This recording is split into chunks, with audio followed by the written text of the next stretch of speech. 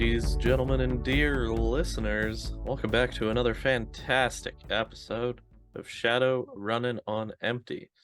You got a two-person table for you here this evening, so everybody knows what that means. We'll be bringing you another fantastic edition of Living Lore as we cover more of the Seattle Metroplex area. Give you guys a little bit more idea of things you can incorporate into games and what other fun things await you outside of the horrors of just the arcology looming overhead. And to further help us explain some of those fantastical other spectacles to behold, we have with us as always, Easy. How you doing this evening? I'm doing good. I'm doing good. How are you doing? Not too shabby. Excited Oh, to learn about downtown. yes. We've done Redmond. Now it's time to head downtown on our Segways or Vespas. Or, Okay, I, do you think that I don't know. segues actually like well, okay.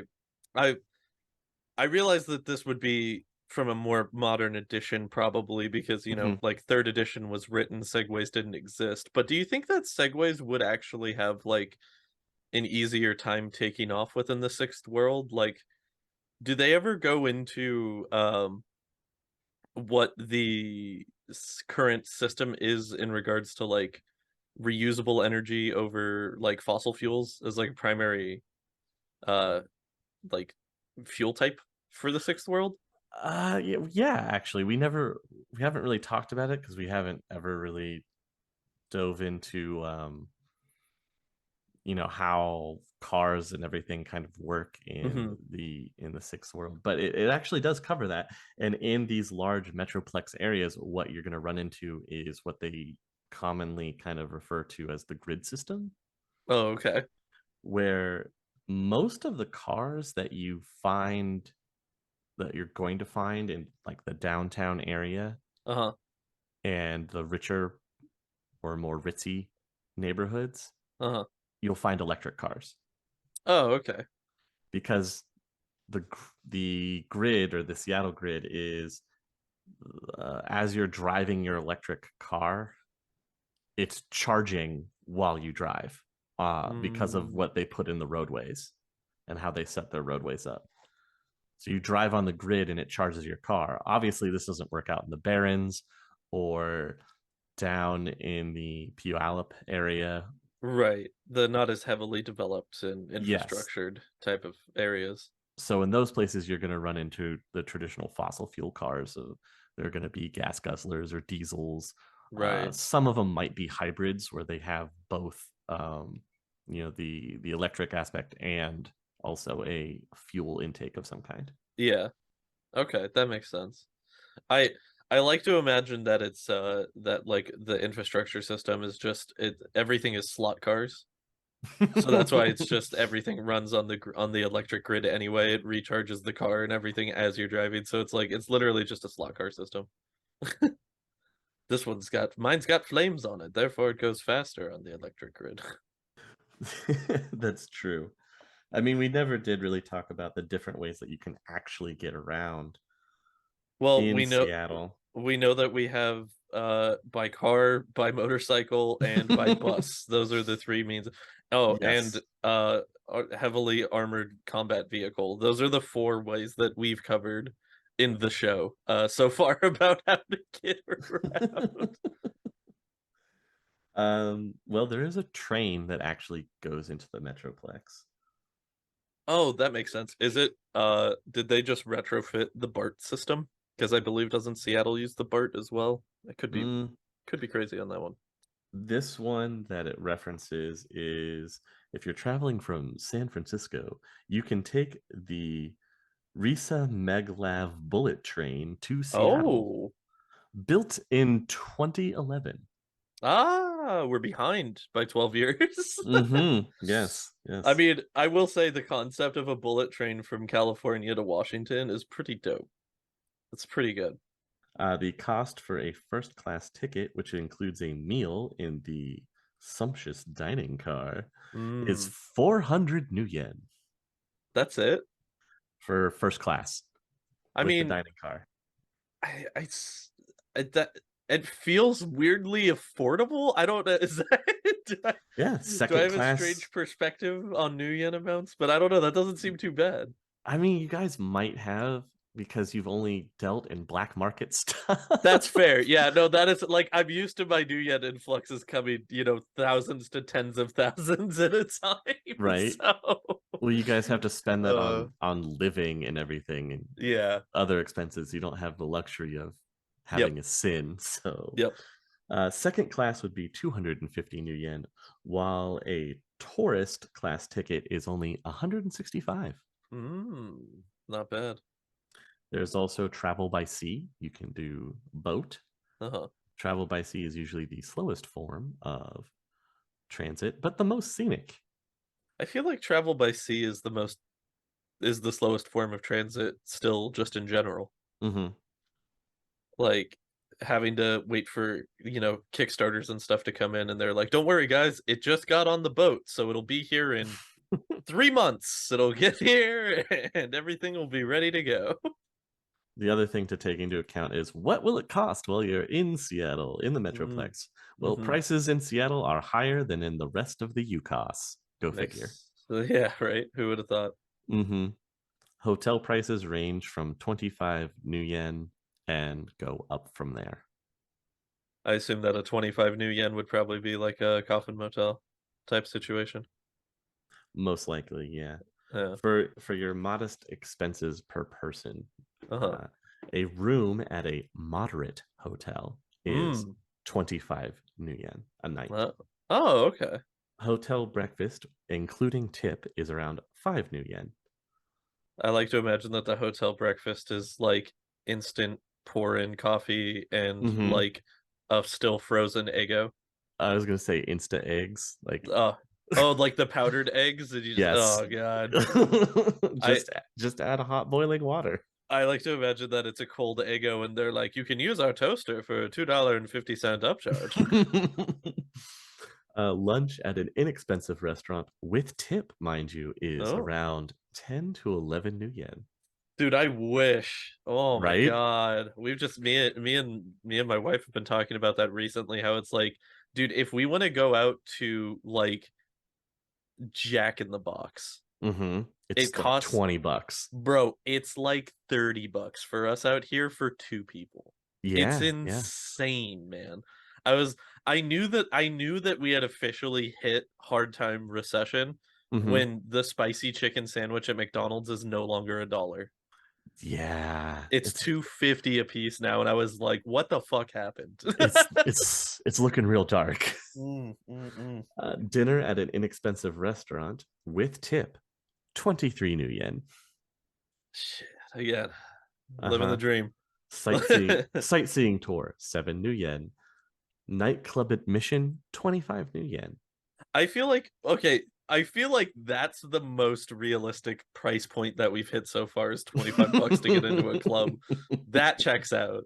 All the rest of these, I have to keep reminding myself that this is all what source book is this? Is this third edition book or fourth edition? No, this is technically second edition. Second edition? Oh, dude. So this is like, yeah, we're basing this off of like 1990s economy right now. Yes, pretty much. Back in like the golden era of the US economy, where they're Yeah. like, oh, a moderate dinner, $11 with a tip. Help him get through college. Oh my God. I'm sure I can check. I don't think it does it, but I'll check the sixth edition book and see if they have comparable prices that have Oh, included expenses of inflation. living. Yeah. Mhm. The lowest hotel room now in Seattle is gonna be like $130 a night. Like, Well, remember this is modest expenses. This isn't you trying to live like a high oh lifestyle or no, something I'm like talking that. about like $120 a night for a coffin hotel. Like, Hmm. you gotta take into account that you're paying that metropolitan tax. You're in a big city, you pay big city prices. True, true. But yeah, so that it's just funny that that's like I have to keep reminding myself that oh yeah, we're basing this off of like 1990s economic standards for Hmm. for what the new yen would be valued at this point. And you know what? It was a better time. It's Spicy chicken just sandwiches were still $1. there's still a dollar. That's what we're basing all this off of. Spicy Uh, chicken sandwiches, the guys. That's spicy, the form of currency. the spicy chicken sandwich economy, dude. That's the only thing that I follow. Oh man, Spice.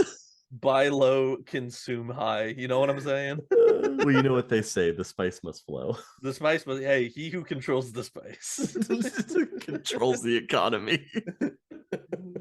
Chicken sandwich is the mind killer. You must not fear. Do not fear the dipping sauce. Fear is the mind killer. Fear is the flavor killer. I will let my fear wash over me. I will let the Okay. zesty buffalo sauce wash over me. Oh my god. Join us on our food wars of Dune. The food wars of the Metroplex. Mm. Oh, so good. So last time that we did one of these, we did talk about the Redmond Barrens because obviously that's where our actual play is heavily focused. Mm-hmm. But you guys do cross over into downtown a lot, so it makes sense that we now cross over into this district as well. You'll be happy to know that the population of downtown, which when we're talking about downtown Seattle Metroplex in real world correlation, that is the whole of current day Seattle. Okay, gotcha. 545,000. Is how much a house costs there, or No, that's the population. oh, the population. I Yes. see. Your per capita income for downtown is around 130,000 new yen. Oh, damn, that's pretty good. Right? Well, you have to imagine that probably everybody that lives in downtown Seattle works for a megacorp in some way, shape, or form. So, Yes. yeah, Corporate affiliation, it is at 89%. yeah, that sounds about right. So, well, you also have to take into account too that the arcology is part of the downtown Seattle skyline. So, That is also true. mm-hmm, mm-hmm. So downtown Seattle, otherwise where it happens, chummer. Mm-hmm. Shops, parks, theaters, museums, and hotels are sprinkled through Seattle's main business district. As a result, downtown Seattle is not just a forest of skyscrapers rampant with crime, but a sampling of the city's finest. I really wish that it was like, but it's so much more. Is it that? Yes, but it's so much more. Seattleites visit the area by choice, mind you, during Oh, their free time. When asked, a typical citizen might complain of crowds, smoggy air, and crime, just like any New Yorker or Chicagoan. what? On weekends, however, the sidewalks are packed with Seattleites arriving from outlying areas to shop or otherwise have a good time. Hmm. Even when the city is in a stage of red smog alert, downtown Seattle is thick with people wearing breathers, braving the bad air to do their shopping and clubbing. Red smog alert. That is a terrifying notion. Basically, think of it as what New York City is having to deal with from the current Oh yeah. wildfires. Oh yeah. Oh no, I get it. Oh, I get it for sure. Trust Yeah, me. that breathing. Arizona does not have a good air quality index, as you may be surprised to find out. So, What with the haboobs? No way.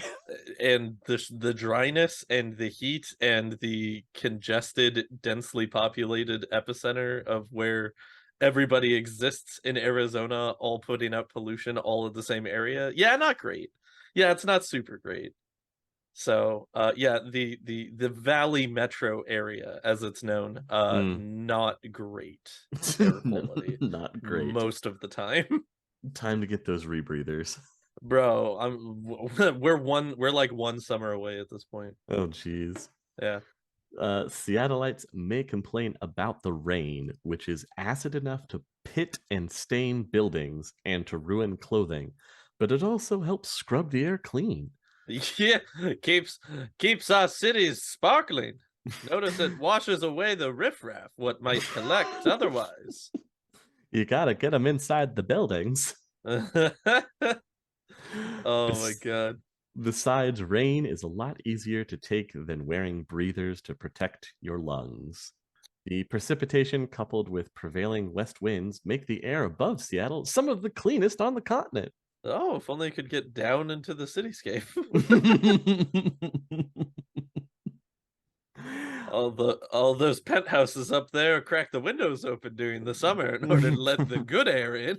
Right? All you people on the lower levels have to use your vid walls and air conditioning. Yeah, right.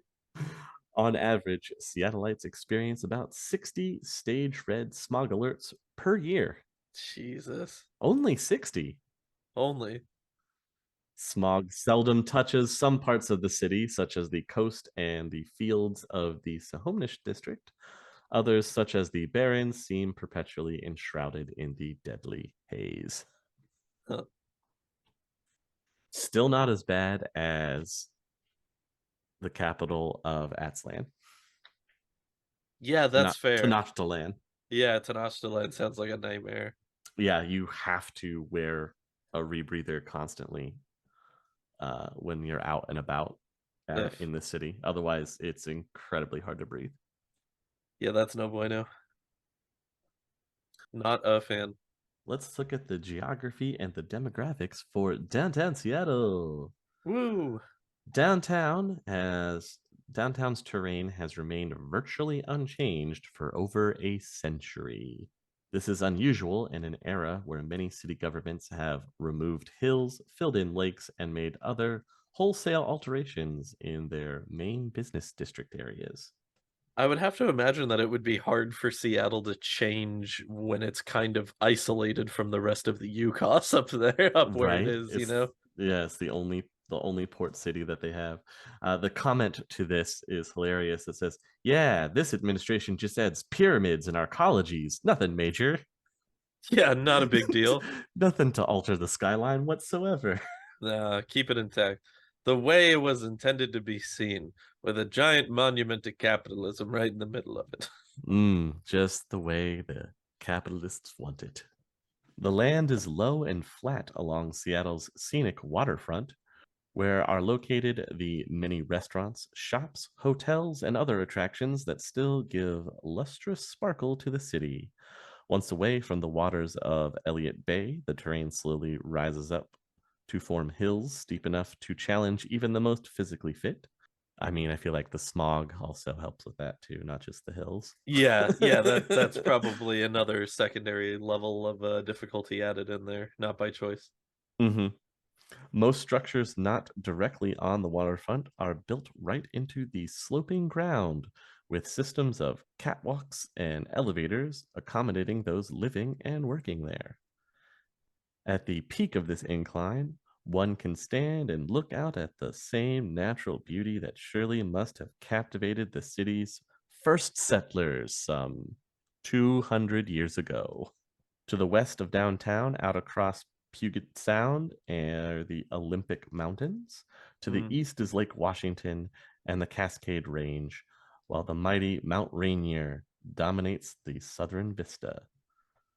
And it really does. I've been out there. Yeah, Mount no, Rainier is like stands out no matter where you are. it's impressive. Like It really is. it's one of those things where you hear about it and then you see it and you're like, "Oh, shit." Like hmm I remember the last time that I really felt that way was actually going and seeing Mount Rushmore, hmm because Rushmore is one of those things where like I've seen it 3 million times over my In like, yeah, lifetime in on history books TV and and history books and everything. hmm But then actually seeing it in person, you kind of like get to fully take in the scope and everything of the mountain. And it's like, well, shit, this is actually kind of fucking insane that this exists. Like the fact that somebody was able to do this almost like 100 years ago at this point, too. Like hmm it's so crazy.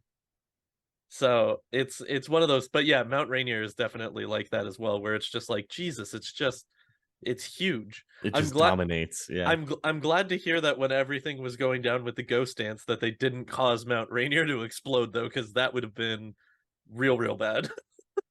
Um, Did it? We'll talk later. Okay, all right, fair enough.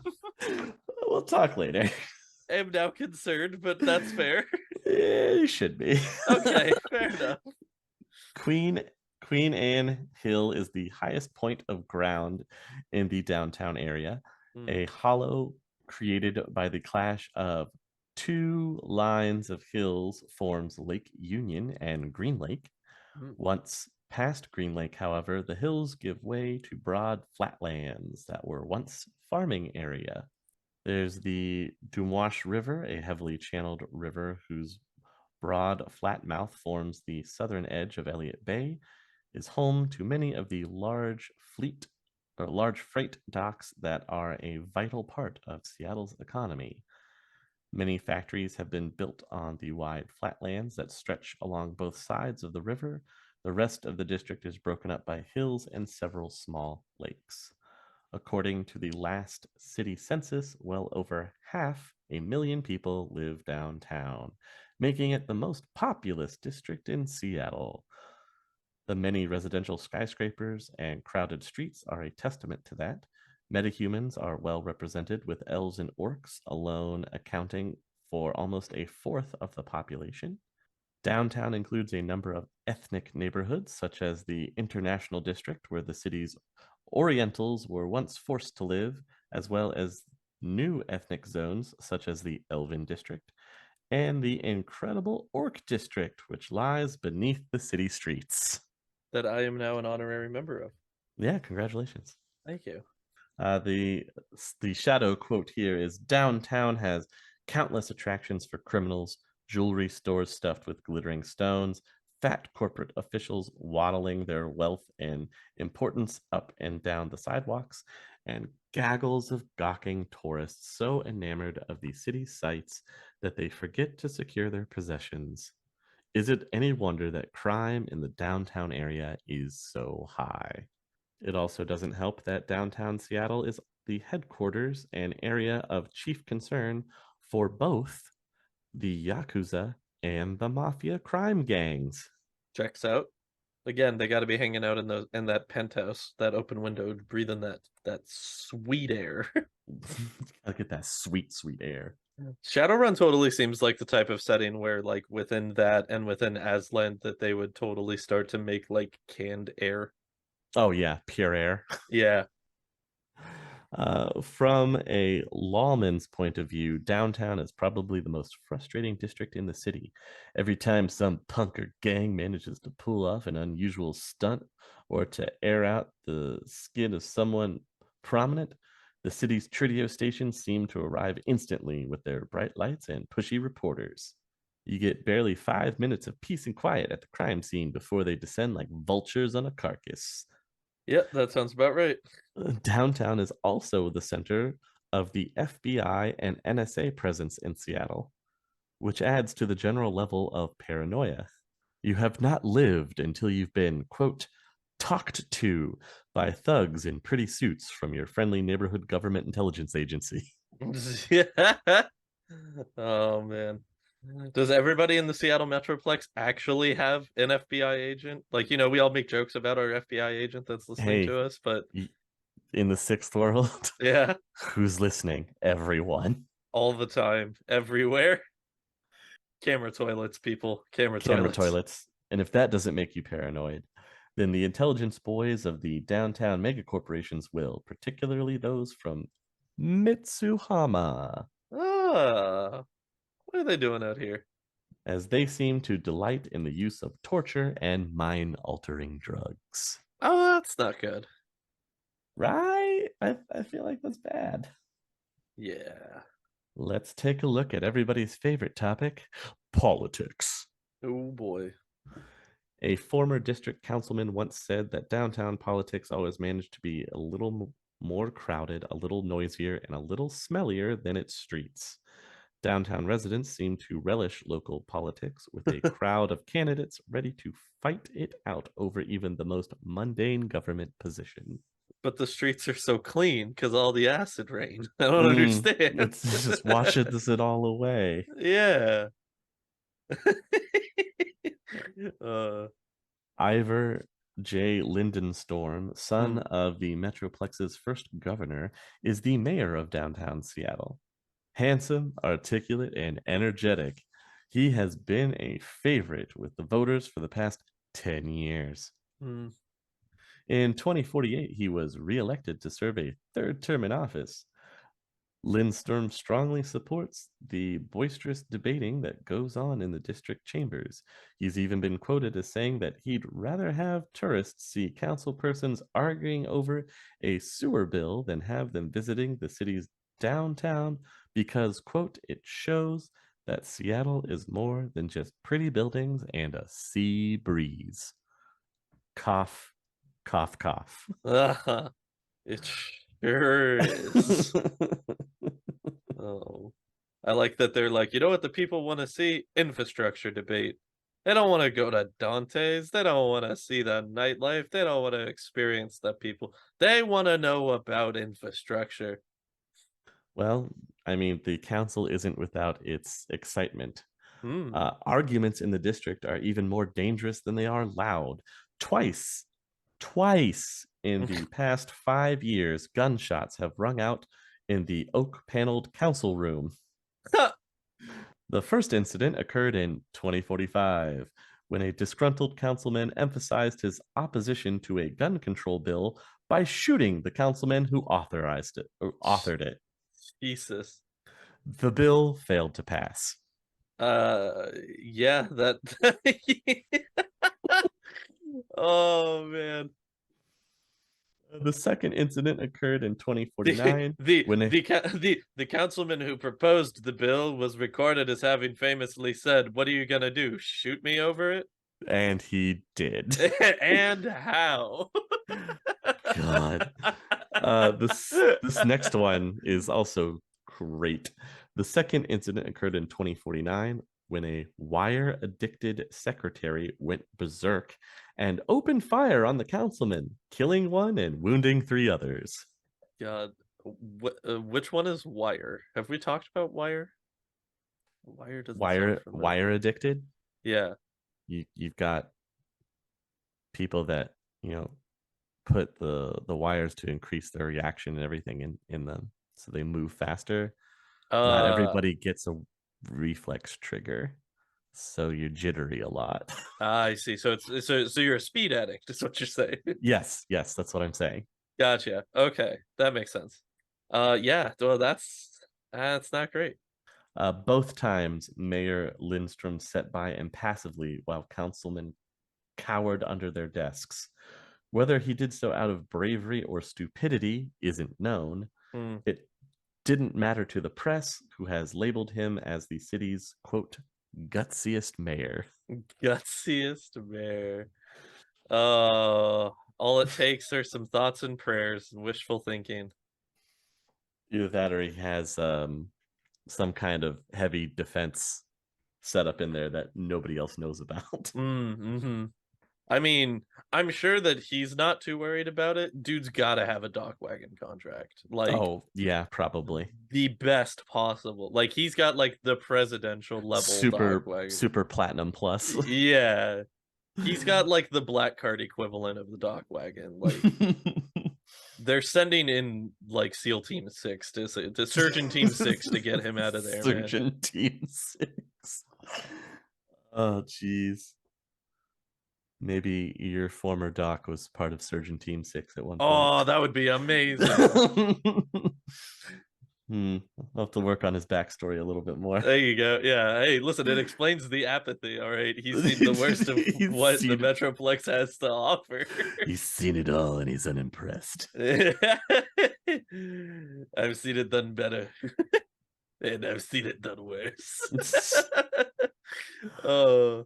Good. Oh boy, economy. More than 50% of Seattle's economy is based in the downtown district's hundreds of skyscrapers where mega corpors make deals, acquire property, and trade in billions of new yen. The district also prospers from the commercial seaport, the Seattle Tacoma International Airport, and several hundred factories. Indeed, the downtown economy is the strongest and most varied in Seattle. Trade is important to the city because Seattle is an island surrounded by a foreign land.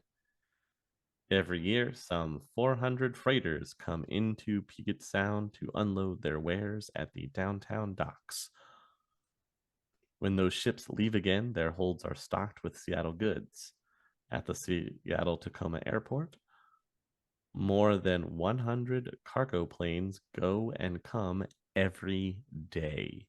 Meanwhile, you have some 30 convoys of trucks, each with more than 30 individual trucks, will be loaded up at the downtown warehouses, preparing to trek across sometimes hostile territories to destinations like the California Free State, the Native American nations, the Confederated American States, and the remainder of the UCOS territory.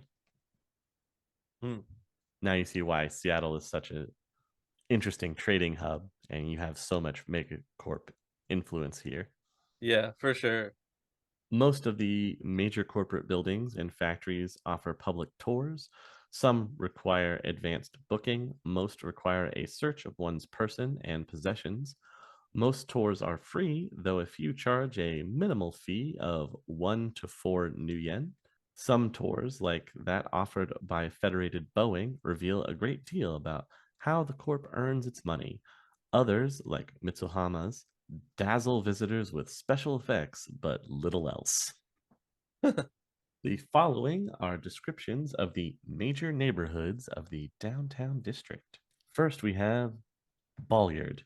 This Scandinavian enclave is located north of the Lake Washington Ship Canal. Bolyard is a middle to upper class neighborhood whose residents hold many festivals to honor their heritage, including celebrating the birthdays of Scandinavian royalty or their kinship with Pulsbo, the Scandinavian town in Salish Sheed territory. Hmm. Market Street is the center of Bolyard, though some Seattleites complain of crime in the area. It is mostly nonviolent thievery. The largest local thrill gang, the Berserkers, are usually more concerned with defending their turf from neighboring gangs than with assaulting people. Gotta be ready to rumble. You got to. There's Capitol Hill. Capitol Hill is the most bohemian of Seattle's neighborhoods. Among its lower to middle class apartment complexes are many edifices preserved for their historical importance. Artists, young couples, and chic single professionals live in Capitol Hill. According to a police perspective, Capitol Hill is also where most of the city's radical elements and the magically active live. Lone Star gives it a B rating in the security department. Oh, that's not too bad. There is the Elven District. Among the after effects of the Night of Rage in 2039 was the creation of metahuman neighborhoods where elves and dwarves could band together in defense against another such attack. Many of Seattle's elves and dwarves choose the southern end of Lake Union, just west of the Seattle Center, and have been gradually transforming the area from a rather drab collection of middle class apartment complexes into something uniquely metahuman. All the area's buildings are either covered with ivy that rustles pleasantly in the wind, painted with wilderness scenes by elven artists, or ornately carved by dwarven sculptors. The Elven District is home to many of the city's magically active. Poorer shamans who cannot afford to travel to true wilderness erect their medicine lodges in the area's many small parks. Lone Star rates the area an A on the security level. Hey, even better. We're getting up there. It's crazy to think that a lot of the buildings are just covered in ivy. I mean, it's pretty cool, honestly. I would much rather have like a nature is taking back look to my evil corporately owned megacity than clean, sterile, gross environment, you know? Like gray building after gray building. Oh, dude, just blocks, rectangular windows as far as the eye can see. Yeah, see, all of that sounds like a nightmare. I would much rather have the prospect of nature returning. That sounds dope. Mm-hmm. I like Yeah, it. see, there's still green to be found. Also, gotta find some way to help make the air quality better on those red days, right? Like Jeez, you would think that some park preservation and everything would be needed, you know. any little thing helps, man. You, we also have downtown the International District. Seattle's International District may not be as large as the Oriental districts of other major Utah cities, but it is certainly one of the most vigorous. It is not a particularly touristy area either, being mainly a middle class residential area. The many restaurants offer good meals for a fair price. Residents hold numerous local fairs, though these are not normally intended as tourist attractions. Yeah, that doesn't sound like it would be a very exciting prospect to go look at. It is quoted that this is the center of Yakuza activity in Seattle. Hmm. Lone Star also does rate this district as A for security. Yeah, I bet they do. If that's where the Yakuza are, yeah, I it's probably all right. It's probably not too bad. There's only one group that's going to be trying to rob you if you're in that district, and you'll know who they are, and you'll know why they're doing it. Next, we have the Orc Underground. Woo! The Seattle Underground first came into being in the 19th century when a wave of renovation paved over sections of the city. It was not until this century that the city's first orcs, trolls, and dwarves took control of the forgotten basements and paved over streets and began building tunnels of their own. Once the legal problems and technical problems were solved, the orcs, trolls, and dwarves began to construct ornately carved tunnels and caves deep underground.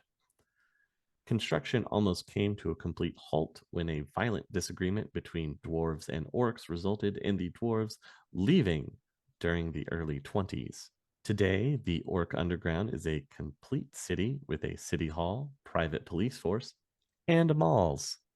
There are many ways to enter the underground, but the only safe ways for non orcs are via the official tour entrances in the basement of the Seattle Utilities Building and in the basement of Lord Strung's department store on Fifth Avenue and Pine Street. Hey, I know that place. Yeah, you should. In addition to the 22 known entrances into the underground, there are rumors of many secret ones. Oh, Shh. Orc thieves reputedly use some entrances to enter the basements of buildings they plan to rob. There are also rumors of an orc government and a huge lore library in the center of the city. oh, that's pretty cool. Unofficially, Lone Star gives the Orc Underground a security rating of D. It feels a little low. Well, it's because they don't have their own security forces in there to patrol. I mean, it's a city full of orcs. Like, It's I feel like if you try to go down there and be a criminal, you're gonna get what you're asking for. probably, I mean, yeah, it's a city within a city. Yeah. Next, we have the Queen Anne Hill, Interbay, and Magnolia Bluff. This is all considered one part of downtown. Queen Anne Hill is divided into an upper and lower neighborhood. Lower Queen Anne, which is near the Seattle Center, is something of an economic cross section. Mixed together are numerous middle and upper class apartment buildings, corporate skyscrapers, and shopping complexes. Upper Queen Anne Hill is more residential and more expensive, with the land valued at thousands of new yen per square meter. Damn. Obviously, this area gets double A or triple A security rating. Bet it does. That's the kind of place where you have to hold your pinky up just to drive through Even the chauffeurs are snobs. it. Interbay is located on the northwest of Queen Anne Hill near the Burlington Northern Train Yards. Lower and middle class housing is clustered on the tidal flats of this section of Seattle. The area is known for its politically active orc community. Ah, This active orc community is the core of the Orc United Poly Club, a group that has been showing violent tendencies lately. well, However, that's not good. this no, it's not. Gives them a bad name. This area is rated either an A or B for security. Though Do Magnolia Bluff is only 4 kilometers. No, what were you gonna say? do we know anything about the Orc Poly Club? I don't. Is that just a pro orc It's for poly for what for office type of yes, thing? I see.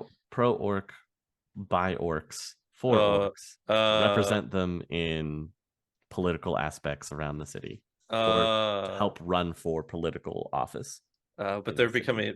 they're becoming radicalized. They say they're becoming violent.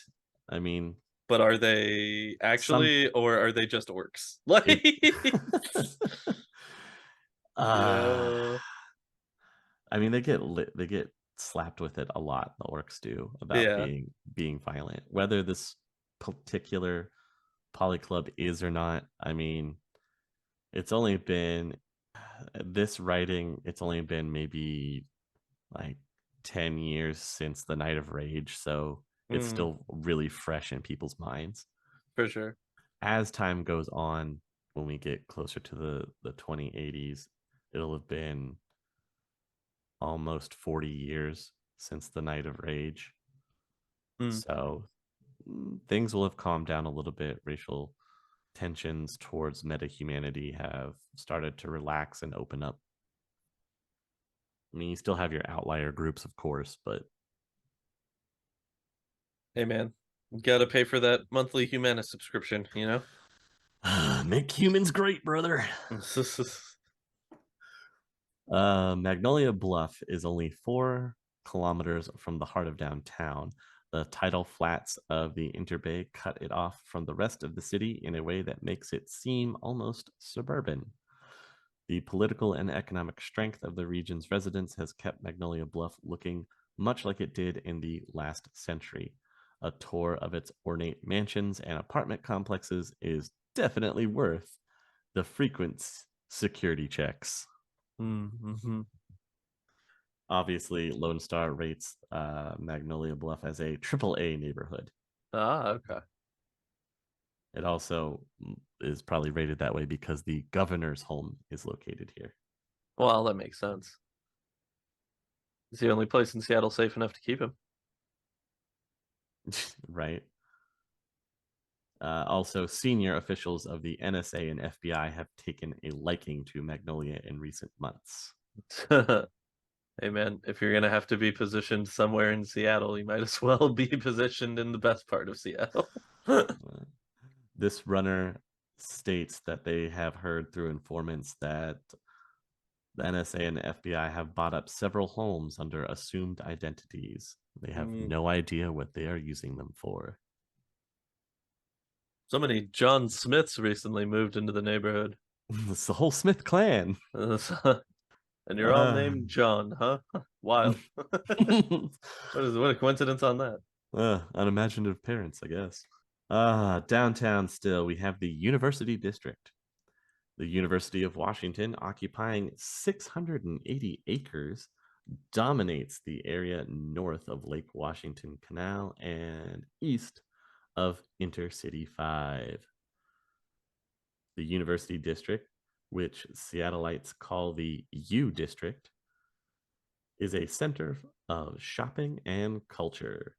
Most of the shops are clustered along University Way, which everyone calls the Ave. The huge university bookstore dominates the Ave, selling books and databases to suit just about anyone's taste. The middle and lower class apartment complexes in the area are not the cleanest or most attractive, but they house the city's best and brightest, meaning it's student housing. Right. That's just a nice, convenient way of saying it. Yes. Obviously, downtown is not all just skyscrapers and mega corporations. There are other residential areas that are within the district, and there's a whole giant mess of them with their security ratings. If you guys really are interested in knowing what those are, I can place it in our Discord and you can come and take a look at it because there's just a lot to name. I know you've got to be more interested in the places of interest downtown. Mm-hmm. Outside of the aforementioned arcology, I feel like we've covered that multiple times now on this podcast. So I am a little interested to know Yeah, what else is in downtown Seattle. it's not just the arcology. So we have hotels, obviously, downtown. You have the Ches Ognio. It's a middle class hotel with 15 floors. New management and remodeling have done much to improve this family style hotel. Try the orc style fish and chips in the hotel's small restaurant if you have a strong stomach and a passion for hot food. Ooh, that does sound good. I would be down to try any type of food, orc style. That sounds fantastic. Apparently, they like it spicy. Hey, it's all right by me.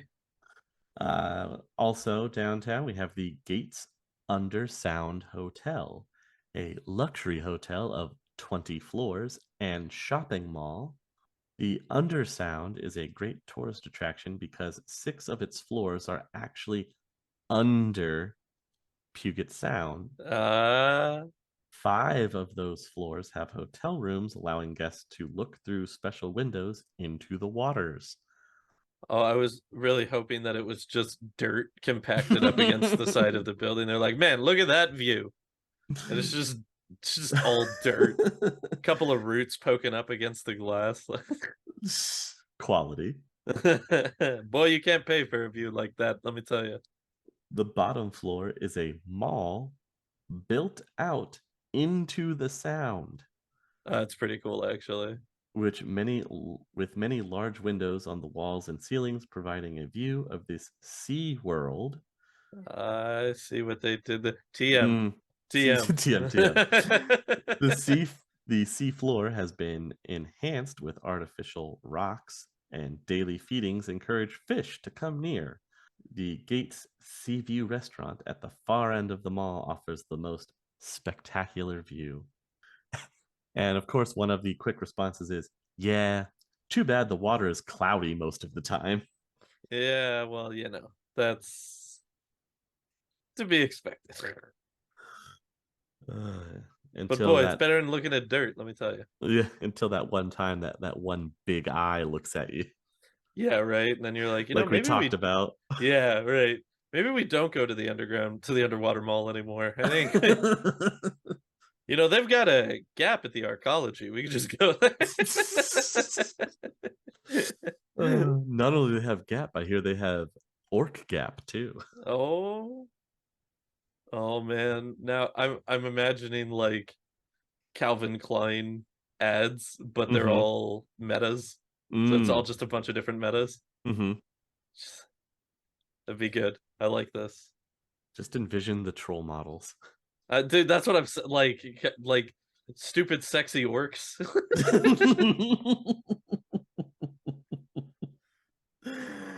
Oh man. Hey Chummers, if you're listening to this or watching it on YouTube, be sure to subscribe to the channel and give us a thumbs up. If you're listening on Spotify or another podcast streaming service, please rate the episode and share it so we can get it out to the other like-minded Shadowrun individuals. You can also subscribe to our Patreon over at patreon.com/critical_hits. $5 a month gets you behind the scenes looks. Also, we'll put you in touch to be able to hear those Worm Talk episodes. And finally, you guys, down in the description, you will find an affiliate link for Drive-Thru RPG. It's got everything that you could possibly need over there, new RPGs, new modules, supplements, adventures, whenever you're going to check out of Drive Through RPG, just drop that in to the affiliate link, and that would help us out in the long run. And with that, I thank you guys very much, and now let's get back to the show. If you had to pick one celebrity that you think the sixth world iteration of them would be an orc, who would your pick for that be? Because I've got mine, and I think I've got a pretty good one. Yeah? Yeah, I can't remember his name. I'm actor or the actor. musician? Hang on, Actor. hang Yeah. on, hang on. Okay. Go ahead with yours, and I'm getting the name of mine. Mine would be Ron Perlman.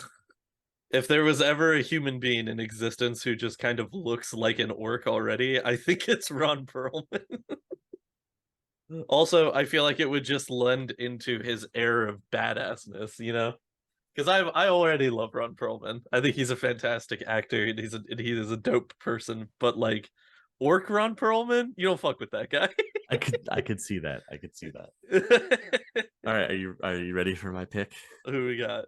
Mickey Rourke. Oh, that's a good one. That's a Mm. really good one too. Yeah. That's a Can we just agree that like any old grizzled actor from like 1980s Hollywood, like Charles Bronson, the orc would be pretty good as well. He would be pretty good too.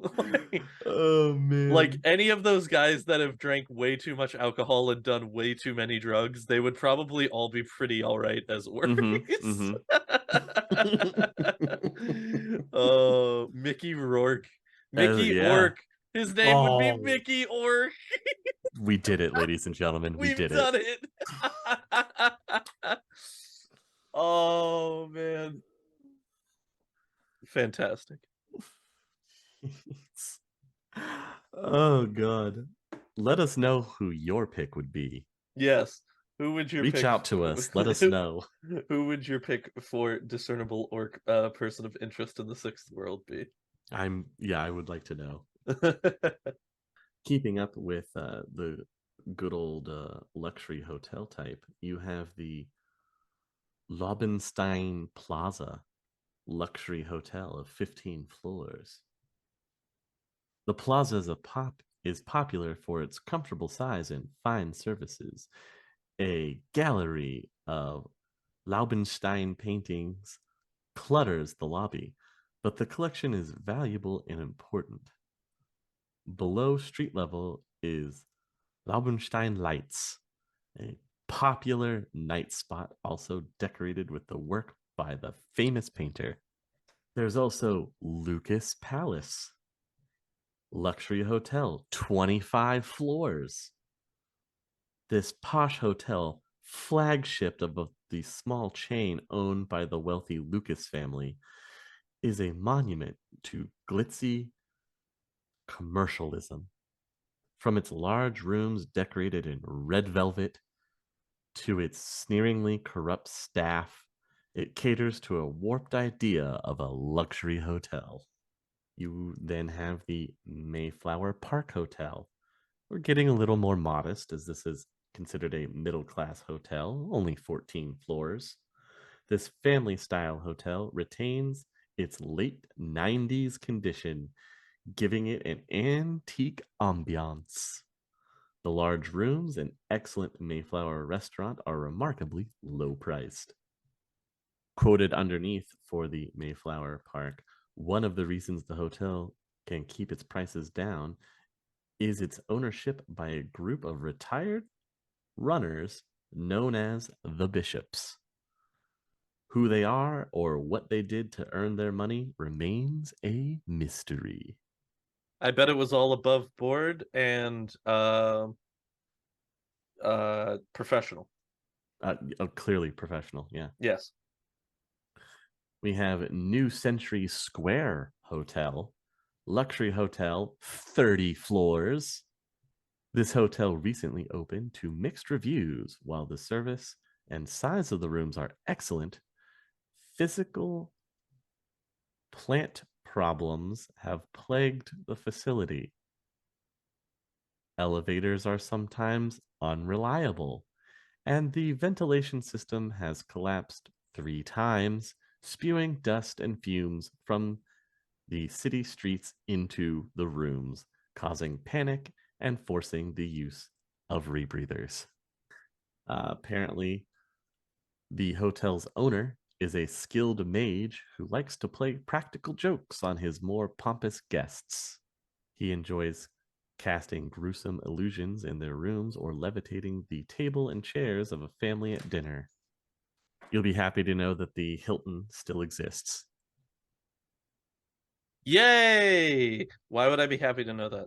I just, Oh, something okay. from our timeline makes it.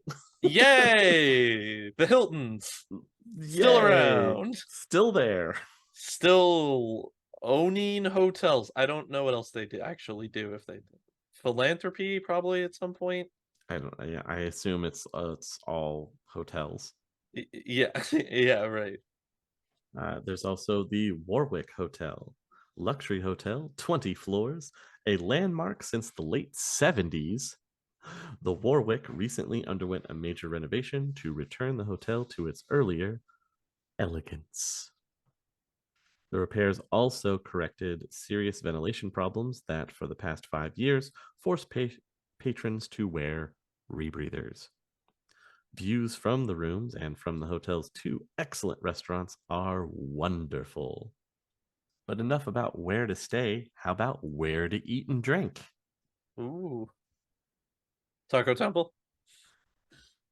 Well, the first is a fast food small restaurant and bar called A Little Bit a Slogan.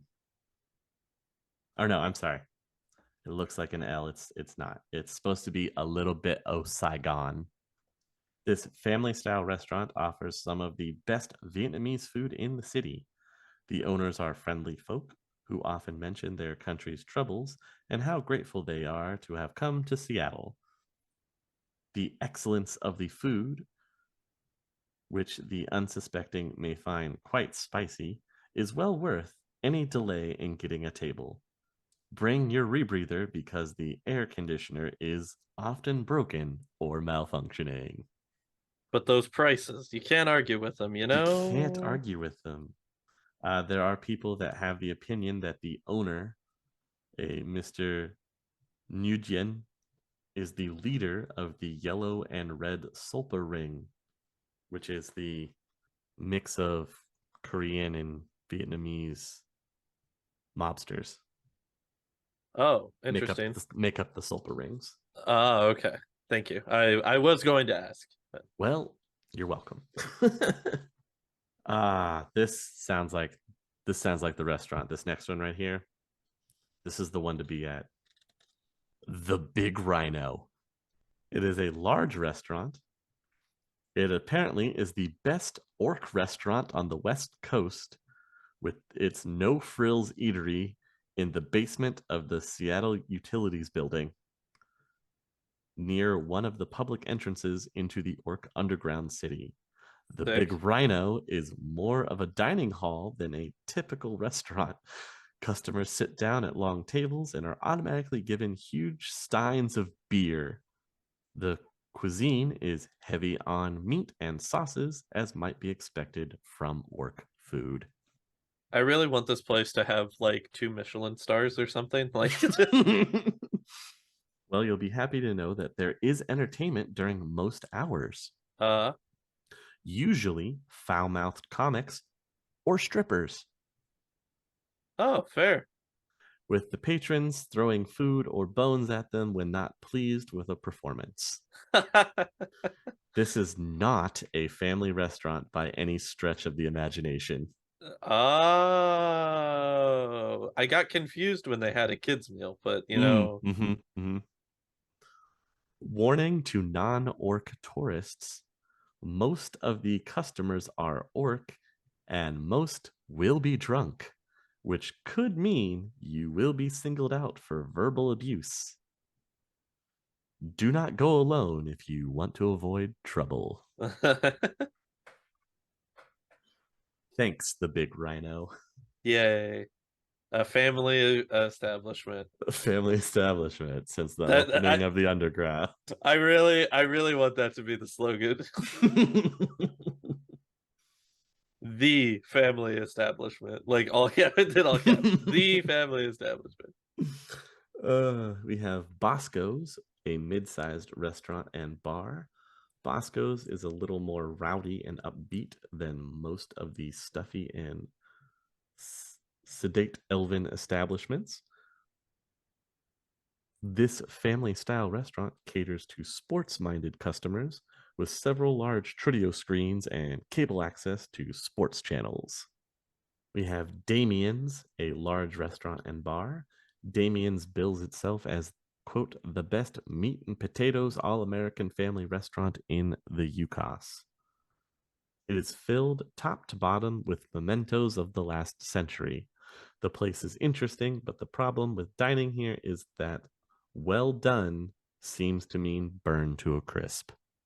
Ooh, also, apparently, the owner is a known member of the Humanist Poly Club. So I would assume that it's basically, what is it? Shenanigans, where they have all the stuff all over the walls. Next, we have the Edge, large restaurant and bar. The Edge is Seattle's premier first class elven restaurant.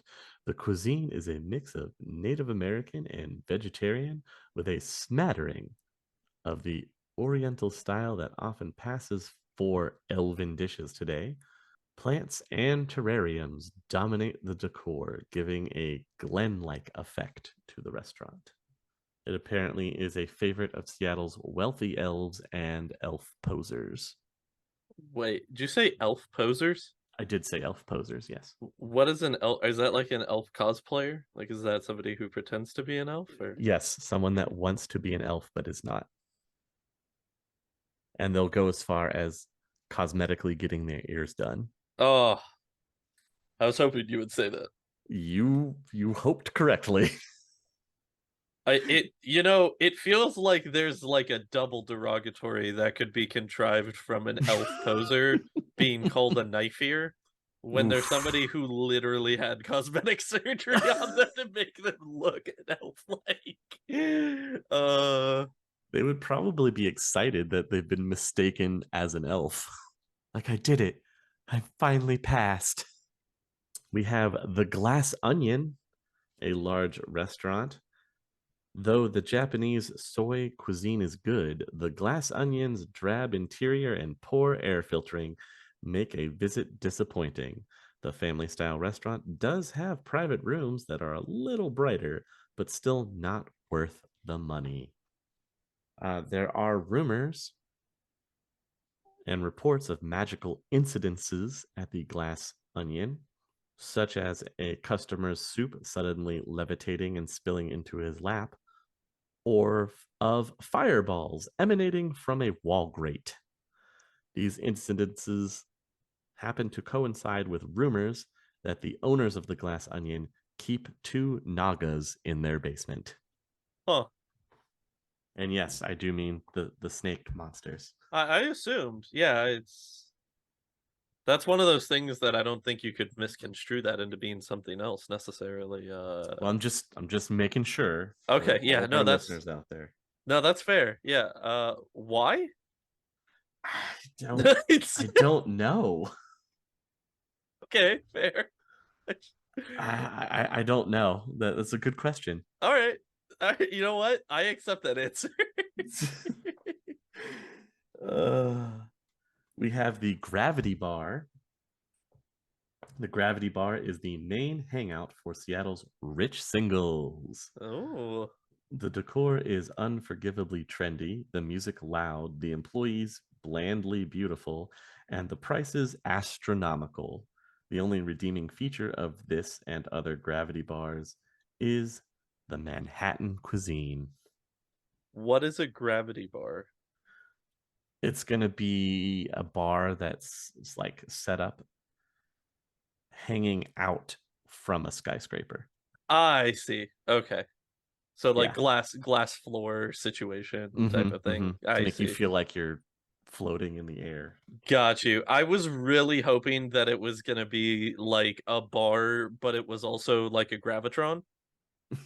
So they'd be Where it like, just spins. yeah, so they'd be like, all right, guys, it's time to meet that special someone. And then they turn on the gravitron, and then whoever you get thrown against the wall next to is who you have to make small talk to for the next 3 minutes while tequila plays in the background. Oh, that would be so much more fun. I guess that would be a gravitron bar though, and not a gravity Yes. bar. So Yeah, okay, that would be a gravitron bar. that's Yeah.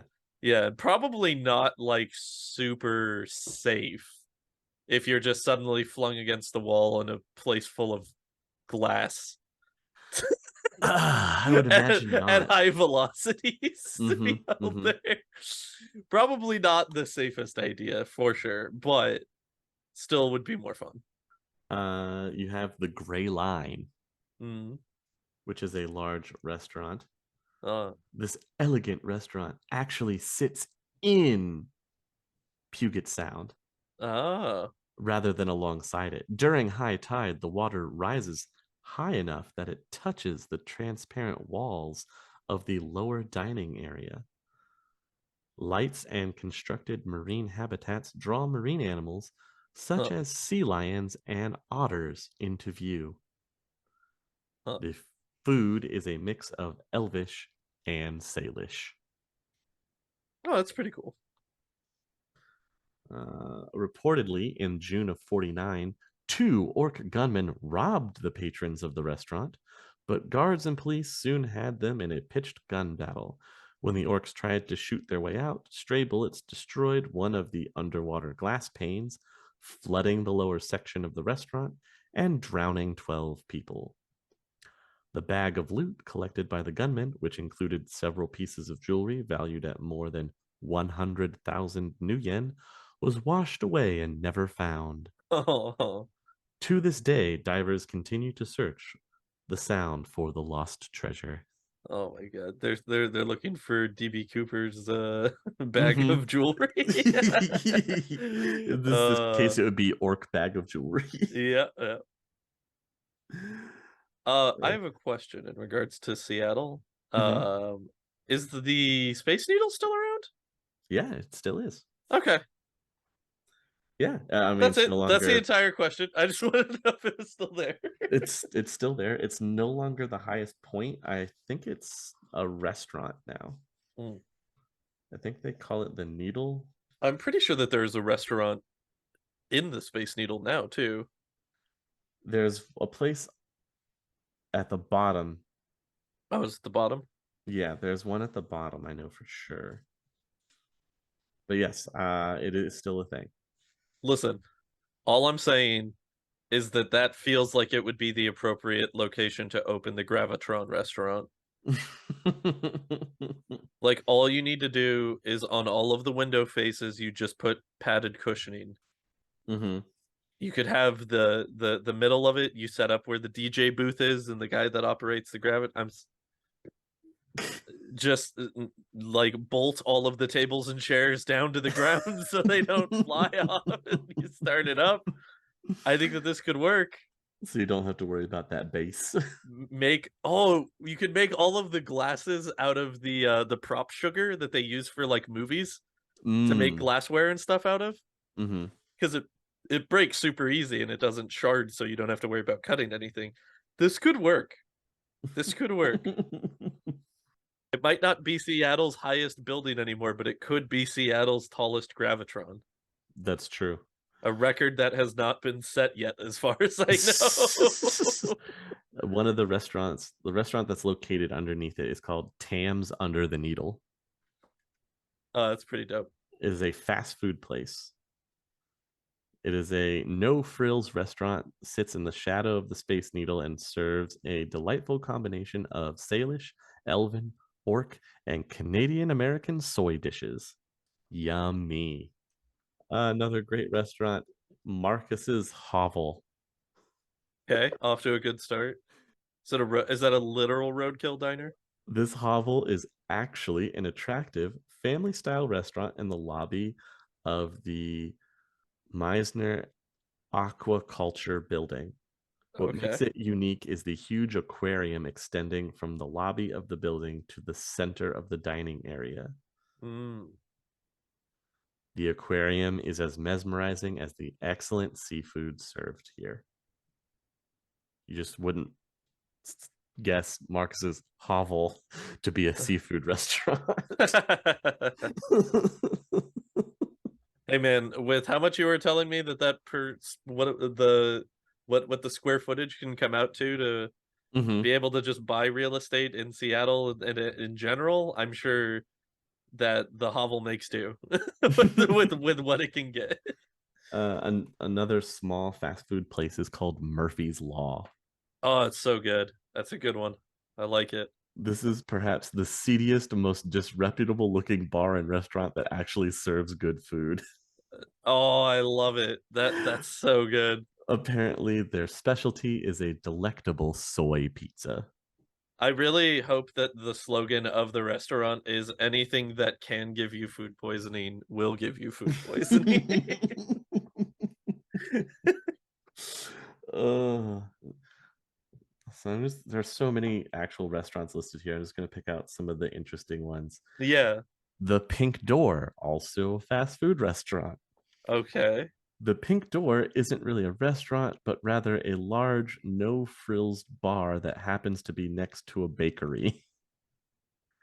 Interesting. Okay. Meat pies, goiza, and sausages are sold here, as well as chocolate eclairs and cakes. Yo, I would totally fucking go to this place. I can get gyoza and eclairs in the same location. Apparently. Oh my God, that sounds great. All it says is beware of the water. That's I would never drink. I try to make it a just a normal standard of mine to be aware of the water anywhere I am at any given time. We've got Purple Haze, Oh, okay. Uh-huh. large restaurant. This luxury restaurant offers cooking by some of the best Pueblo chefs outside of the Pueblo Nation. Hot and spicy hominy pork stew in chili sauce is their specialty. That actually sounds delicious. That does sound pretty tasty. I'm not gonna lie. That would be pretty bold. How about a place called You Should Not Eat So Much? Okay.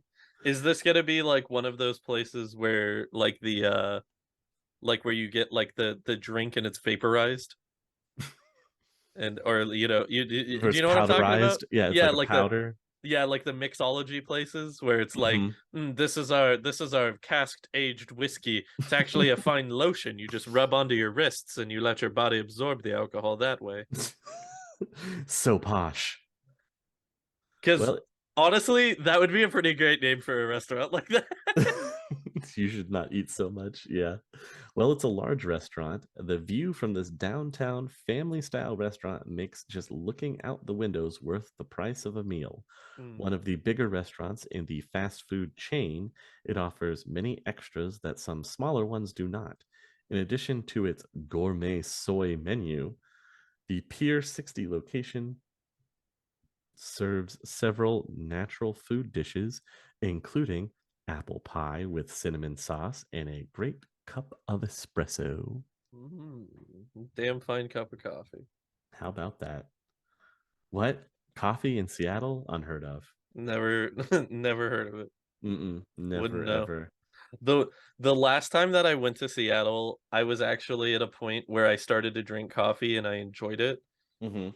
The first place that I got a coffee as soon as we got off the plane was at a Caribou inside of the airport. And I was like, I don't know, man, this feels like it's just normal coffee. And then I didn't drink any other coffee the whole time we were there. I realized since then that I may have picked the wrong starting location to go for a cup of coffee in you Seattle. you may Seattleites may agree that you may have done it wrong. Yeah, maybe don't go for the Caribou when you're in Seattle. Well, that's some of the interesting food places. How about some nightclubs? What do we got? Well, let's start with the Alabaster Maiden. Okay. The Alabaster Maiden is named after one of the city's first magicians. Ooh, I like According it. According to local legend, she overstepped her abilities while trying to escape from a go gang and inadvertently became permanently petrified as the alabaster statue that now stands at the entry into the club. Mm, The place is a favorite of the city's younger mages and shamans. that's pretty dope. I like it. Is it actually her though? Do we know? Is that real or is that just a myth? Maybe you'll have to go find out for yourself. Oh, Hmm. Club Penumbra. uh-huh. Club Penumbra is one of the oldest and most respected in the city. Neither Penumbra's moon surface floor and starry walls, nor its state of the art trio and laser effects have changed for 20 years, Dick. That's exactly how it should be. much to the satisfaction of the club's regulars. I love the concept that like what would be like an 80s throwback nightclub Mm-hmm. to our current like society would be early 2000s rave culture throwback Mm-hmm. within like the nightclub scene of Seattle. I So love it. great. I So want it. great. It's so good. Everybody dresses like the Matrix. Yes. Industrial heavy synth intensifies. Chemical Brothers intensify. Oh man. Cell dweller So you intensifies. mean to tell me that not only do they have to keep an eye out for red smog warnings, but they also have to keep a constant vigil in case of Darude? Mm-hmm. Oh Yes. God. Gotta Living in watch out for Seattle those sounds like a Darudes. nightmare. Just a stray Darude on a Tuesday night, man. It throws off the whole week. I guess it depends on the club you go to. I bet this one probably does. uh Then, of course, we have everybody's favorite, Dante's Inferno. Dante's. I love Dante's. It's a good time. If you haven't heard of it, or you a Shadowrunner that's been living under a rock most of your life, designed to resemble the poet Dante's vision of hell, this club is in a class by itself. 9 huge glass dance floors pulsate with energy, while 4 ramps spiral downward, eventually leading to the bottom level, a private room marked hell. Oh, I forgot that it goes down and not up. Mm-hmm. Uh, of course it does. Of Yeah, course it does. but as you go down, you get to look up and see the Yeah, dance yeah, floor above you. yeah. And then, of course, I put my own personal flair on it. Uh, Yes, I made every level one of the uh oh, is that not actually like canon? it's so it depends. Okay, It's been talked about in a couple different books. okay. So As a point of reference, Easy's talking about how he makes it to where every level of Dante's is an interpretation of the corresponding level of hell mhm, as presented in the Divine Comedy. But yes, so I just assumed that was how it was written because that makes sense to me. right, it makes sense. Yeah. But there's also been mention. I have to find it. I will look for it, you guys. I promise. Okay. I'll have to find it, but I believe there was also mention at one point of the floors also mimicking the 7 deadly sins, and not necessarily specifically to resemble the aesthetic of Hmm. the Yeah. Divine Comedy.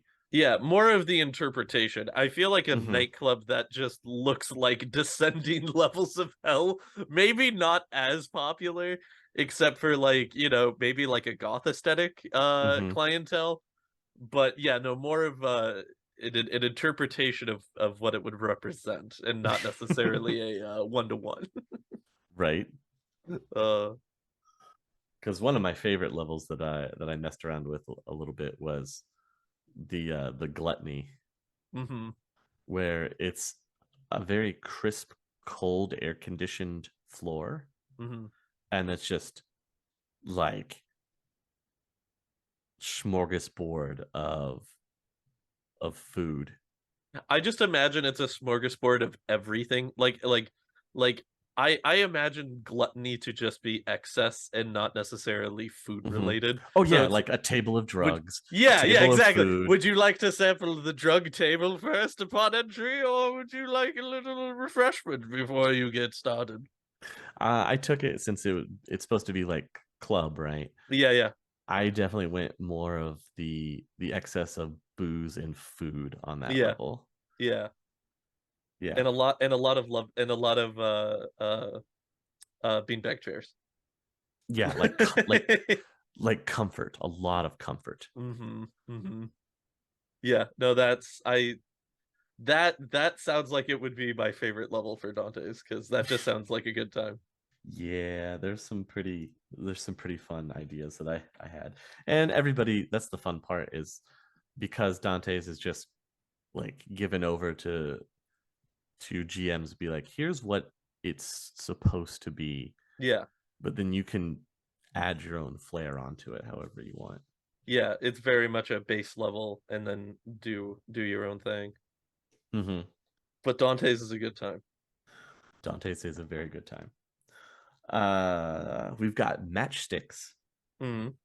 The interior of this small, members only nightclub near the Space Needle resembles a jazz joint of the 1930s. Oh, okay. What do you? How does one become a member of said members only For speakeasy? matchsticks, Uh-huh. I imagine you got to know somebody. I see. Isn't that always the way? That's always how you do it. That's fair. Or you probably pay your way in for a very high price. Ah, that's the not as fun way to do it though. Oh, this place sounds great. Psychedelic pirate. Okay. Uh-huh. I'm intrigued. Smoke and flash are what first come to mind when people think of this club, but the music here is often first rate. This is the place for new young talent to come and perform, hoping that a record producer might be in the crowd. It is a See, I was gonna guess punk club, mhm. but just club. I'll take it. It's a favorite hangout for the city's young and magically talented. I see. It's the Mage Club. Yeah, they're definitely gonna be listening to like dubstep and shit in there then. Mm-hmm. Mm-hmm. I don't know why, but for some reason, Sixth World Wizards just strike me as people that would really listen to techno music and like electronic type music. I don't know why. It just feels like it makes sense. So there's another club called Cyberspace, but they Okay. spell it SY instead of That's a weird way to C. spell space. Ha ha ha ha ha. Oh. Ha ha. Not a place for the mild mannered or the meek of heart. Uh-huh. Cyberspace's neon lights and pounding rhythms put it at the leading edge of downtown nightlife. I'm kind of surprised that it's not just like a Beetle bar. I kind of just assumed that that would be like a Right? That's what you would yeah, think when you hear it. yeah. I assumed that that was some type of like Matrix only club. And then you've got cutting edge. Mm. All This right, we is, finally found the goth bar. Let's go. well, here you go. This is little more than a sleazy girly bar where local lechers come to drool over the women and get drunk on cheap soy beer. Ooh, my favorite type of alcoholic beverage, soy beer. Mmm. Mm. Can really taste the not wheat in that one. Oh. So it's a strip club is what you're telling me. It sounds like you're That's it's kind a of strip what it club. sounds like, yeah. Okay. All right, fair. I mean, nightclub quotations. Yeah, girly bar, I believe was the word was the phrasing that you used. I can tell you Yes, this, yes. the last person that I heard use the word girly bar was my dad. So like they might as well have just called it a nudie bar. Oh, that would have been so much better. uh Oh my gosh. Uh, other places in downtown Seattle, we've got the aquarium, okay. Aurora Village, which is a 5-floor shopping mall with more than 200 stores, restaurants, and entertainment centers. Aurora Village is one of the downtown district's 4 major shopping malls. Ooh. Including, I'm assuming, the Arcology and the aforementioned underground mall or underwater mall. Well, we've got the Arcology, definitely is one of the big ones. I think Renton Mall is also, because Renton shares a spot where it overlaps with downtown, and the Renton Mall is very popular because it's so massive. Also at the Aurora Village, the Wolves of the Federated Commonwealth, winners of the last Battle Mech regional tourney, are Okay. frequent visitors to the Battletech Arena on the 4th floor of the mall. Is Battle Mech BattleBots? Technically, I mean, they write it as Battletech. It's the B is capitalized and the T is capitalized for Uh-huh. Battletech. And if you this is really getting the Let's nerd go. out Let's here. do it.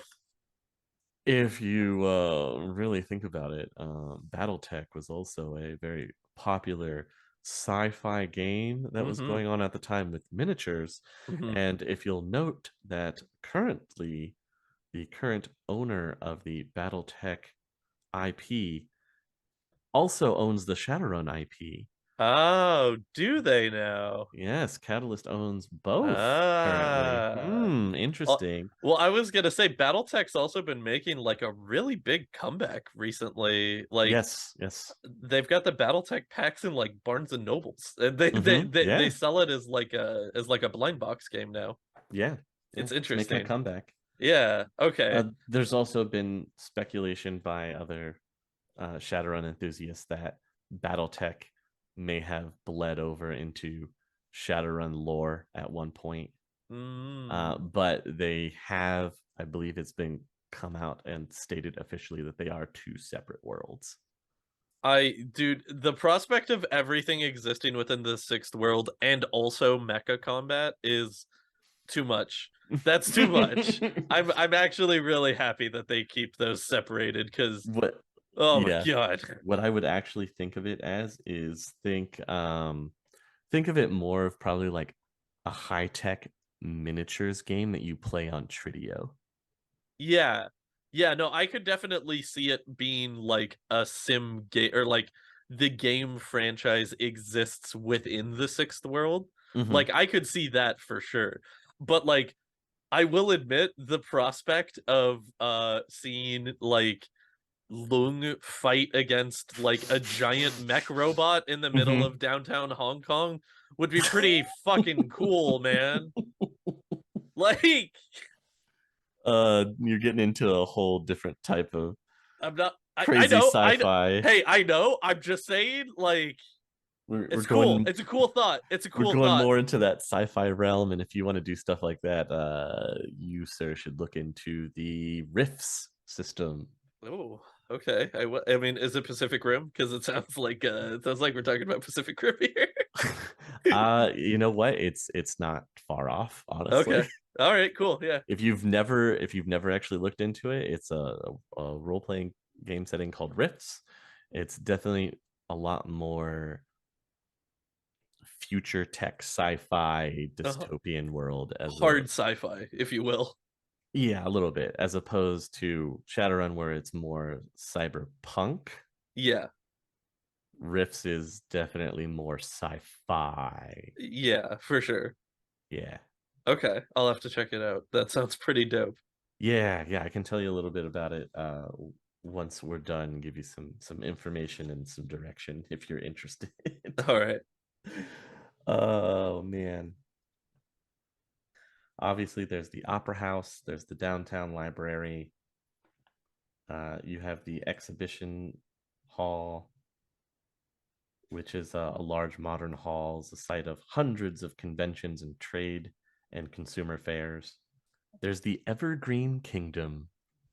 Oh, The Evergreen Kingdom amusement park is oh, located in sick. the southeastern corner of the Seattle Center.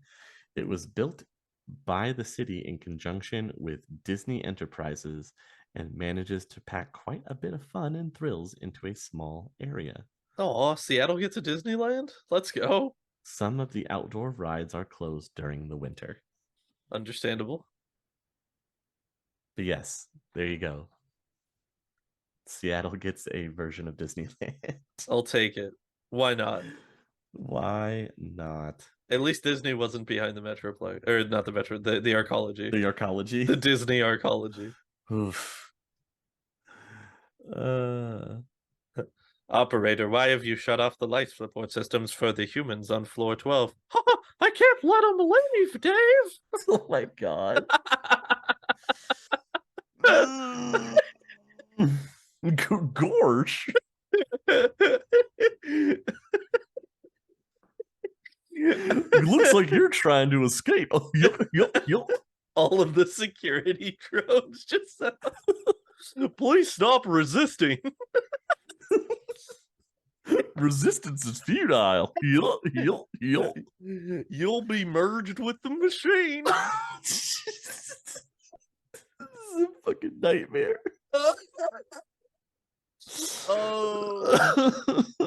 Oh, the Disney arcology is now my favorite location in all of Seattle. Oh, oh boy. We did mention the Space Needle. It is still a thing. For almost 100 years, this freestanding metal tower has been the symbol of Seattle Metroplex. It is 185 meters tall and has an observation deck, 2 restaurants, and 3 bars. that could easily be turned into a gravitron, but we've already talked about that. A ride in gilded elevators up to the observation decks costs 5 new yen. Of the 2 restaurants, the best and most well known is the Eye of the Needle. The circular restaurant and bar is located just beneath the observation deck and is reached by several elevators from the ground or observation deck. The restaurant slowly rotates and the view is breathtaking. By the time the meal is over, diners will have enjoyed a bird's eye view of the whole city. Well, that just sounds delightful. Right? It's wonderful. It's stunning. You'll be happy to know there's a full page ad here for Evergreen Kingdom where it says new ride, the Spinning Dervish. Okay. Do we have a description? No, that's all it says. I'm disappointed. The Spinning Dervish. Mm-hmm. Interesting. Oh, you know what else they've got? There's a Y downtown. Oh, the downtown Y. Let's go. It's still, well, in this, it still refers to the YMCA. Yeah, but we already talked about that. Yeah, we covered that before. They are still technically the YMCA. It's just called the Y now. Yeah. But you know what? I'm glad that the Y still exists in the sixth world. It still exists. That's good. Other locations around downtown, you have the Seattle Tacoma International Airport, SeaTac International. There's the federal building where the NSA and FBI operate out of. Apparently, it's a 72-story building. Is the center of the federal government's presence in Seattle. Damn. The feds clearly demonstrated their concern over Seattle's possible secession from the UCOS when leaders of the NSA and FBI were given control over all federal resources in the area. It is believed that the 2 intelligence agencies take up nearly half the federal building, using the latest intelligence gathering devices, including an ultra-sophisticated computer system, holding cells, and interrogation rooms. Always important. There's the Metroplex prison. Woo! The Metroplex prison's thick walls, dead gray color, and tower-like shape make it one of the most oppressive-looking buildings in the city. No, there's no ivy growing on the side of the prison. No ivy on the side of the prison. Oh, okay, fair. Metroplex Supreme Court, the UCOS Post Office. You have Federated Boeing shipyards in the business district. I think Boeing's based out of Seattle, aren't they? They are. Yeah. Yeah, you have not only Federated Boeing Field, where they do all their avionics, Hmm. but you also have their shipyard as well. Ah. You have the Lone Star Security Building. Uh-huh. I'm assuming that that's the headquarters building that services the whole Metroplex. The building houses Lone Star Security's executive and business branches. Is a Oh, is a blue pyramid shape. always pyramids.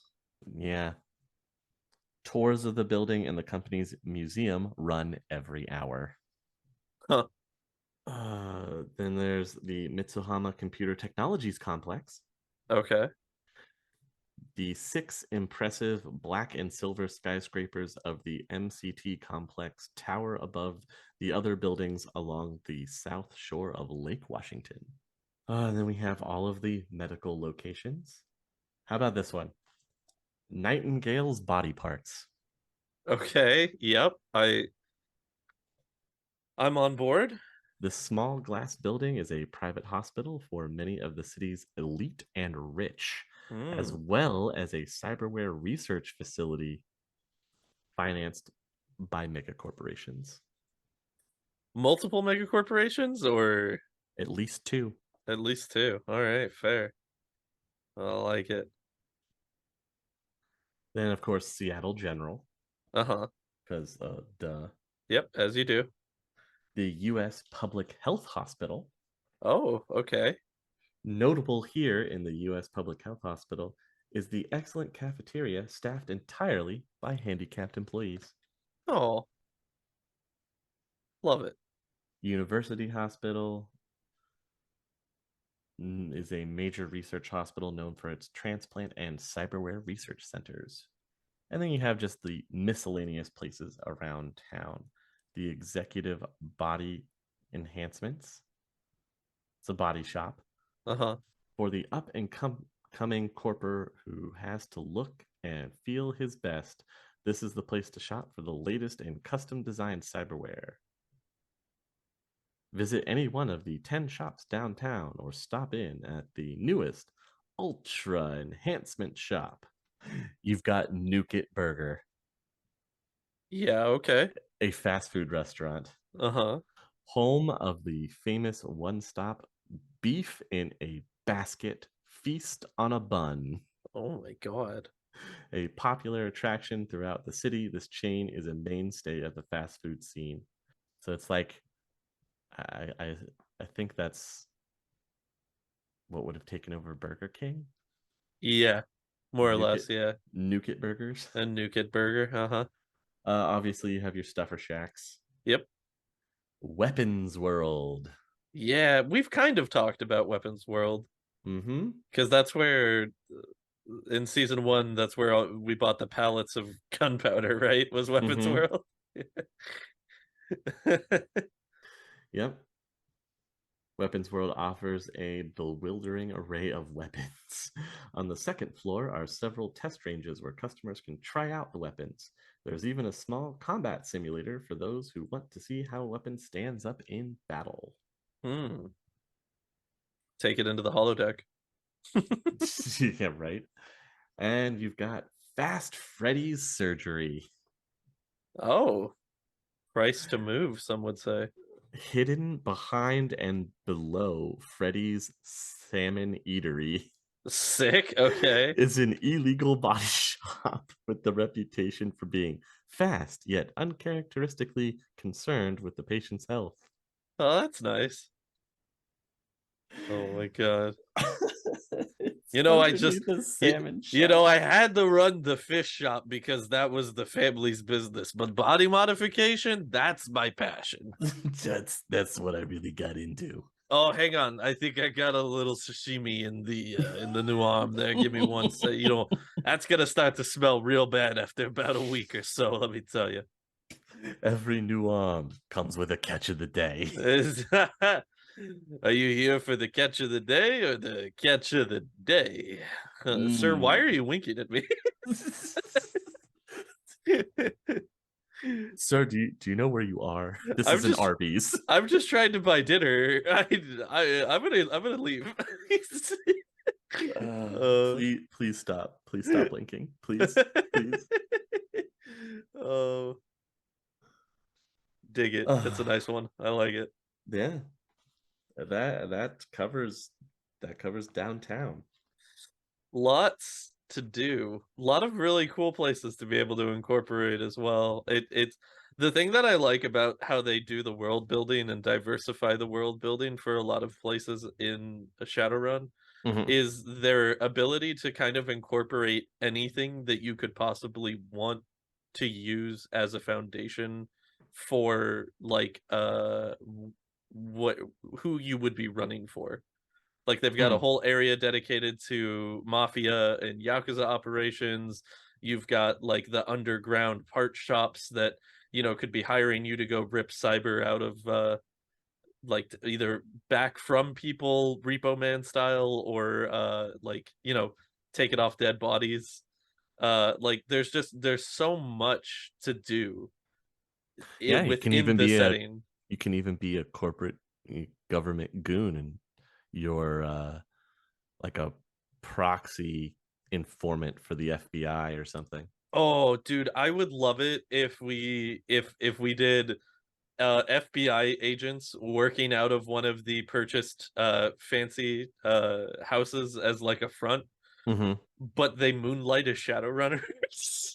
Oh, to catch criminals, Uh-huh. like try to get in to the major syndicates and whatnot. Uh-huh. Uh-huh. Yeah, that would be real interesting. Have to do the paper pusher management sim during the day job of being a federal agent combined with going and being a Shadowrunner at night. I feel like we'd be working on some 21 Jump Street right there. Yeah, right? Oh man, that could be fun. There are a lot of possibilities, Yeah. a lot of different things that you could do. No, I could definitely see why they've set up for Seattle to be like the main primary location for the Shadowrun setting, though. Like there really is just Hmm. there's so much diversity to it. There's so much to be able to do. And we've only talked about two locations so far.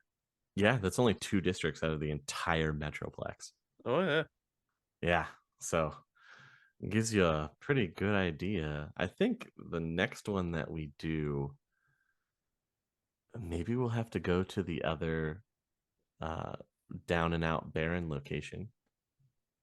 Oh. We'll head down to the lava fields of Puyallup. Oh, we haven't been there since we had to deal with the silent peas. I know, right? We only touched on it briefly. Yeah, and I think we were there for like one session and then we got the fuck out. Well, you think the barons are bad? Ooh. I mean, they're called the lava fields. Like, I have a feeling that that's not like a clever nickname. I feel like that's a literal name for that location.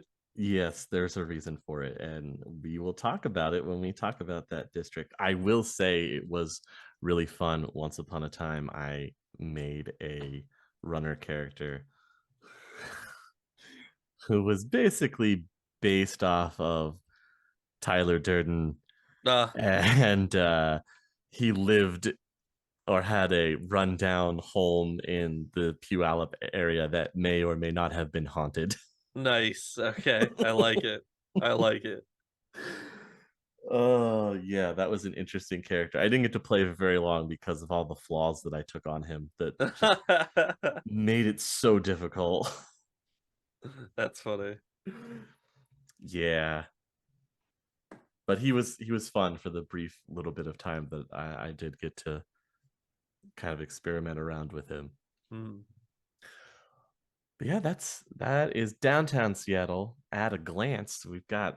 There's lots of places. There was there were a lot of hotels. Some of them I did skip over. There are some other points of interest, and we didn't cover every single small little district that is interwoven into downtown. No, but it gives the people something to look into for themselves. There's so much there, and like I Yeah, said, it's a lot because the downtown Seattle of the Metroplex is current day Seattle. right. It's just that large And to and give you any also idea. I'm assuming that that portion of Seattle has to make up like at least what, like 60% of the Metroplex in total. I think so. Yeah, It's a good portion of it. yeah. So lots to do. Definitely. Yeah, it is a fairly large place. That is why they say that's where it happens. 'Cause everything's taking place downtown. That is where it happens. It it. it comes with an asterisk attached to it. That could be whatever you need it to be. It Especially is if you want to go to one happening. of them girly bars. One of one of them lady bars. Lady. Oh my god, so good. Oh man. And then you have to think that there's probably specialized versions where they're metahuman only types Yeah, of those bars and everything in between that you could possibly think of. it's happening. uh, But remember, if you want to get cyberware on the cheap, just head on over to the chop shop underneath the salmon store. Wow. Fantastic. Well, guys, I think that will wrap it up for us for the evening. Austin, are you still happy with staying in Redmond, or are you thinking about finding a place downtown for yourself? no, Redmond's dope because Redmond's kind of we've got a good thing going in Redmond, and also downtown sounds expensive, and I don't want to pay those prices. So I'm Ah, good. that's probably true. You are paying premium for where you would be located. Hmm. Well, you guys, let us know where you would want to be out of the two districts that we have talked about so far. And as always, you guys, we will catch you on the next one. The Topps Company Inc. has sole ownership of the names, logo, artwork, marks, photographs, sound, audio, video, and or any proprietary materials used in connection with the game Shadowrun. The Topps Company Inc. is granted permission to Critical Hits to use such names, logos, artwork, photographs, sound, audio, video, and or any proprietary materials for promotional and informational purposes on its website, but does not endorse and is not affiliated with Critical Hits in any official capacity whatsoever.